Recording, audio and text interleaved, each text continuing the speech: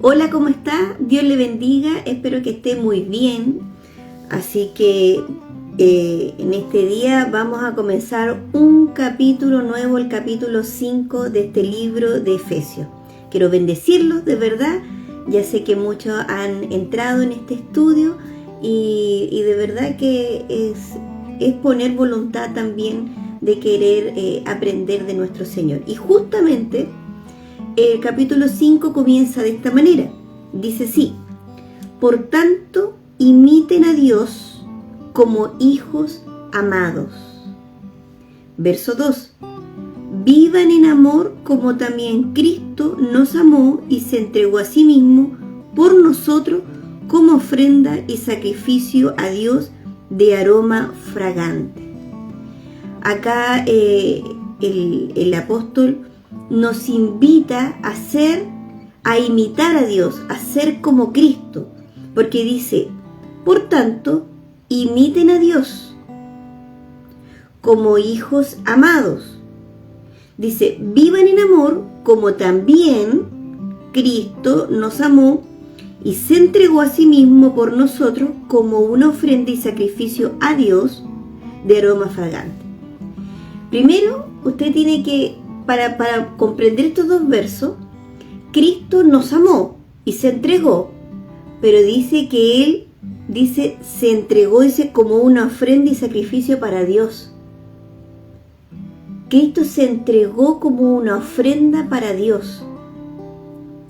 Y ahí está el que nosotros tenemos que imitar a nuestro Señor Jesús.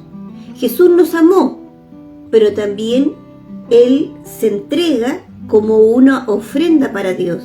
Y dice que esta ofrenda para Dios, dice, de aroma fragante. O sea, no es una ofrenda para agradar a Dios.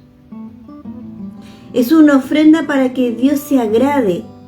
Y ustedes recuerdan en Mateo 3:17, cuando Juan Bautista ve a Jesús llegar y dicen: he aquí el Cordero de Dios que quita el pecado del mundo. Y bueno, lo bautiza a Jesús. ¿Qué pasa ahí? Dice: y hubo una voz de los cielos que decía: este es mi Hijo amado en quien tengo complacencia. Y esta palabra está en total armonía de estos dos versos del capítulo 5. Porque cuando se habla de una ofrenda con un aroma fragante a Dios, está citando lo que pasa ahí en Éxodo 29:18, cuando se consagran los hijos del sacerdote Aarón. Y cuando se consagran a sus hijos, se toma, un cordero en sacrificio, y dice que este cordero da las indicaciones cómo hacerlo, es en aroma, para que dé un aroma fragante a Dios.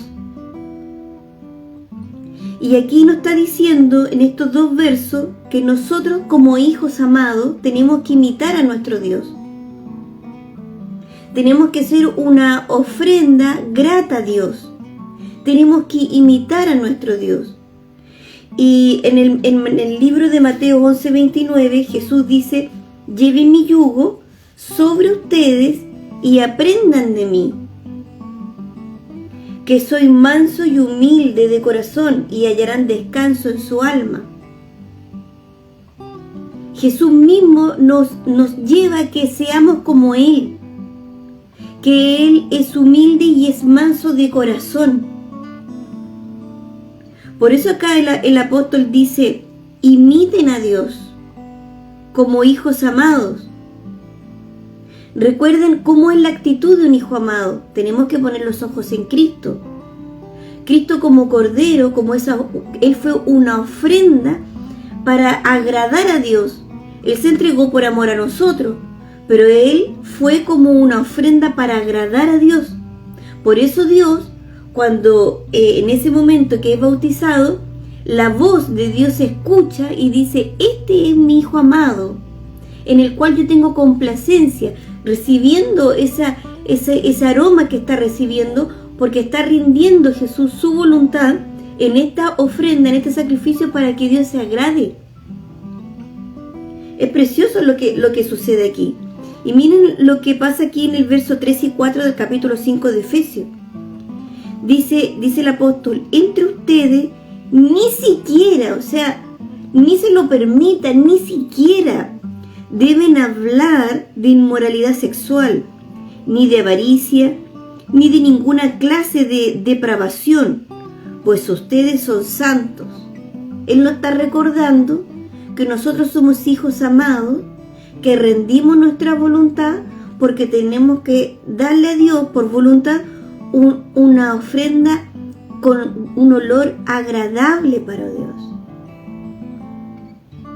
Por eso aquí el apóstol en el verso 3 y en el verso 4 nos dice: entre ustedes ni siquiera deben hablar de inmoralidad sexual, ni de avaricia, de ninguna otra clase de depravación, pues ustedes son santos. Tampoco digan obscenidades, ni tonterías, ni palabras groseras. Eso no es conveniente. En vez de eso, den gracias a Dios. Bueno, recuerden que también Jesús nos enseñó, a ver si lo tengo por aquí anotado. Él nos enseñó en Mateo 12:36, dice Jesús: mas yo os digo que de toda palabra ociosa que hablen los hombres, de ellas darán cuenta en el día del juicio. Por lo tanto, aquí Pablo no hace una advertencia. Dice: tampoco digan obscenidades, ni tontería, ni palabras groseras. Eso no es conveniente. ¿Por qué? Porque en el día del juicio nosotros vamos a dar cuenta de toda palabra ociosa. Recuerden que todas estas cosas que está describiendo aquí Pablo, en las cuales ni siquiera debemos hablar, ni siquiera estar presentes, o sea, nosotros tenemos que alejarnos de estas cosas, que no son convenientes. Todas estas cosas que dice Pablo, opera un demonio. No, usted no puede tomar por inocentes las maquinaciones del diablo. Todas estas cosas en las cuales no debemos estar, ni siquiera hablarlas.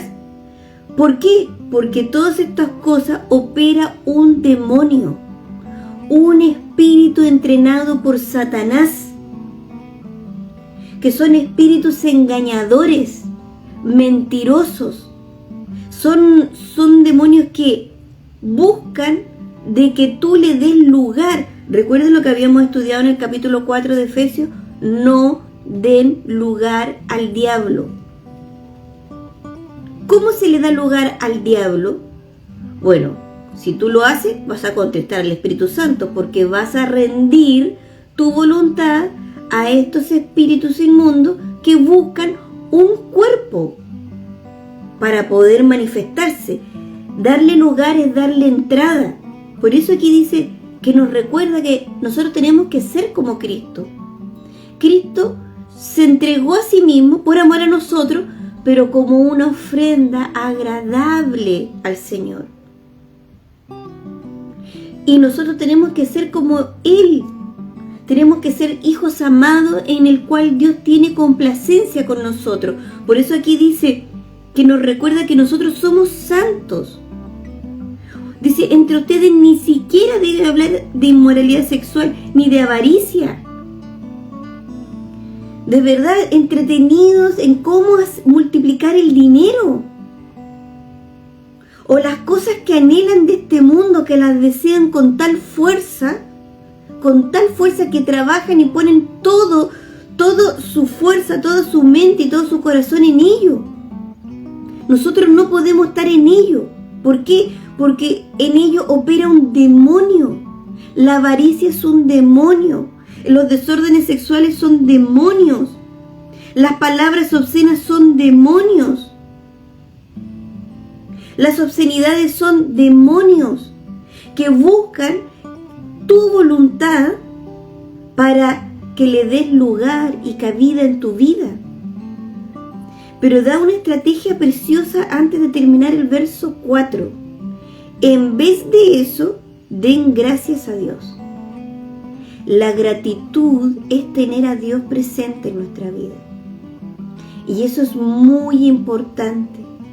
Cuando usted, en todas las cosas, nosotros tenemos que ser agradecidos. Hay cosas que las trae el maligno, de esas usted no las va a agradecer. Usted tiene que entender que hay cosas que son del maligno a las cuales usted tiene que echar fuera en el nombre del Señor. Pero usted tiene que ser agradecido. Usted tiene que enseñar a su casa, a sus hijos, a las personas que usted le ha puesto para formación, ser agradecido. Y ser agradecido es tener a Dios presente. Gracias, Señor, por el trabajo que tú me das. Nada puede recibir el hombre si no es dado del cielo. Gracias por este alimento que yo tengo. Gracias, Señor, porque si me ha dado un poco más es para compartir.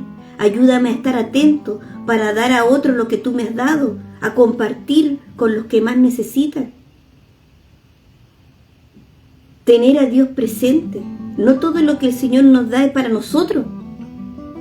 Lo que el Señor nos da, una parte es para su reino, una parte es para ahorrar, una parte es para compartir y una parte es para disfrutar en casa. No todo lo que el Señor nos suelta es para nosotros, porque si no vamos a levantar un espíritu maligno, un falso Dios que se llama ego. En el verso 5 dice: ustedes bien saben que ninguno que sea libertino, inmundo o avaro, es decir, ningún idólatra, tendrá parte en el reino de Cristo y de Dios. Tenemos que tener presente que nadie que haya puesto sus ojos, que esté viva para estas cosas, va a entrar en el reino de los cielos. Verso 6. Que nadie los engañe con palabras vanas. Saben que aquí para mí es una alerta preciosa. Que nadie los engañe con palabras vanas, porque por estas cosas viene la ira de Dios sobre aquellos que no le obedecen. Recuerden lo que hemos estudiado en el capítulo 4, no den lugar al diablo. Darle lugar al diablo es obedecer una voz que no es la del Espíritu Santo, y si nosotros no obedecemos la voz del Espíritu Santo, lo contristamos. Y dice que nadie los engañe con palabras vanas, dice acá en el verso 6 del capítulo 5. O sea, no busquen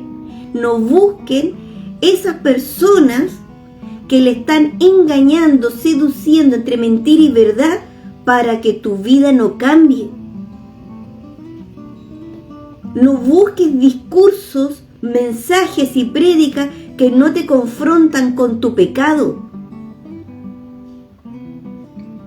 Eso te está diciendo. Que nadie los engañe con palabras vanas, porque por esas cosas viene la ira de Dios. O sea, estos que tienen este mensaje engañoso, lo único que hacen es atraer la ira de Dios, porque te lleva a un camino tibio. Tú no puedes tener en una mano el mundo y en la otra mano las cosas del Señor. No pienses que teniendo estas dos cosas tú vas a ver el reino. Tú tienes que permitir que ser confrontado con el pecado. Tú tienes que entender, si eres maestro, si tú estás enseñando la palabra, tú tienes que entender que la persona que va a ti, tienes que confrontarla con su pecado. Si esa persona constantemente busca esa sanidad, es porque el hombre de pecado no ha muerto. Porque cuando el hombre de pecado muere y ve el reino, comienza un proceso de santificación, de limpieza, en donde cuando tú le estás hablando de su falta, de su pecado, no se ofende, sino que comprende que está siendo desvestido de la mentira. Por eso dice que nadie los engañe con palabras vanas. No busques que te estén acariciando o haciéndote sanidad al hombre viejo. No busques esas cosas. Tú tienes que ser confrontado con el pecado, porque en el pecado, cada falta opera un demonio entrenado por Satanás para engañarte. Usted no tiene que ser ingenuo, usted tiene que estar en la palabra. Y dice que estas personas que engañan, que tienen este discurso tibio para mantener gente tibia, lo único que hacen es atraer la ira de Dios. ¿Por qué? Porque desobedecen a Dios. Desobedecen a Dios. Porque estos discursos engañadores hacen que estas personas no sean radicales con la falta.